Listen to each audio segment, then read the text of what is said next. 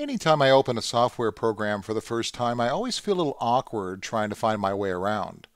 The interface is foreign, the icons don't make sense. It seems to always take me a little time to familiarize myself with the new environment.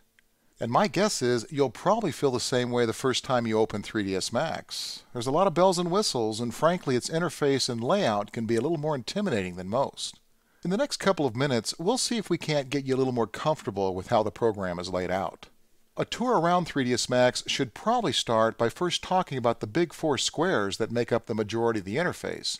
They're referred to as viewports, and they're in essence the windows into your 3D world. The reason there's four of them is because each viewport points in a different direction, which allows you to view your scene from various vantage points or orientations in order to best make sense of all three dimensions.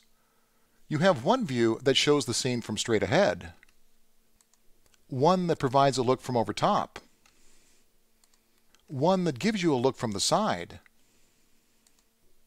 and then one that offers an adjustable three-dimensional orientation of your work. The names of the direction or orientation can be found in the upper left-hand corner of each view.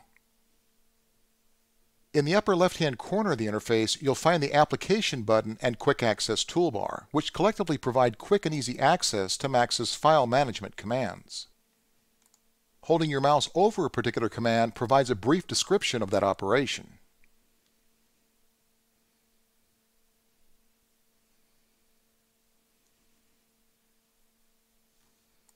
If you open the application menu using the Alt-F keyboard shortcut, the drop-down will display the associated shortcuts for the menu choices.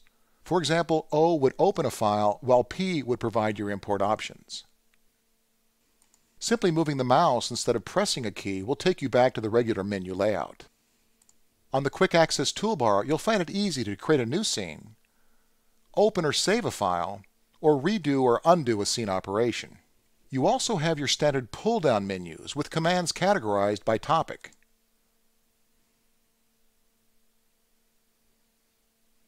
Keyboard shortcuts are listed to the right, in addition to arrows that offer additional commands and options that pertain to the particular topic or feature.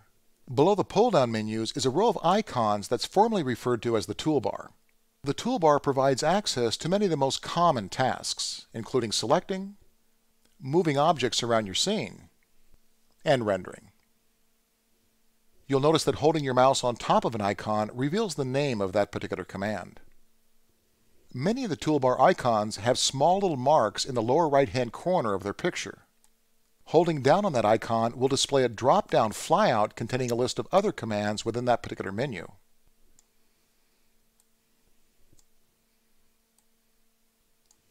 The column on the far right is referred to as the command panel, an area where you'll be spending a great deal of time. The command panel consists of 6 individual columns grouped by function.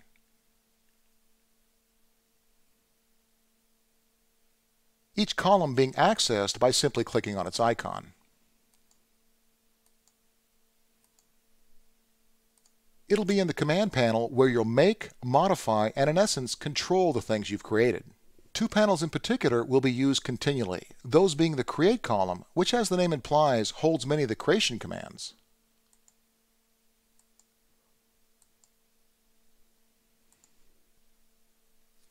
and the Modify column, which you'll be accessing over and over again when wanting to modify or edit the things you've made.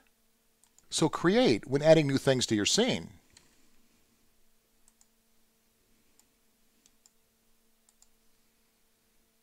and Modify when making edits or modification to those scene elements.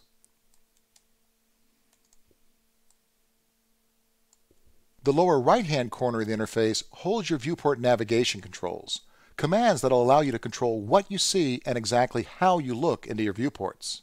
We'll be taking a closer look at those options in the next video. At the bottom of the screen is where you go when it's time to animate. The area that looks like a ruler is called the timeline or trackbar. It tells you how long your animation is, measured in frames.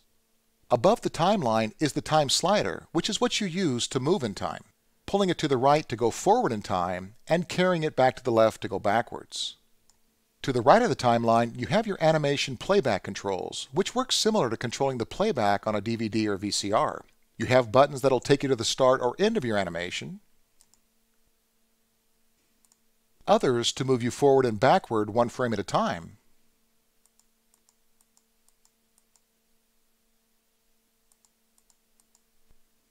and the actual playback button that you'll use when wanting to view your timeline as an animated clip.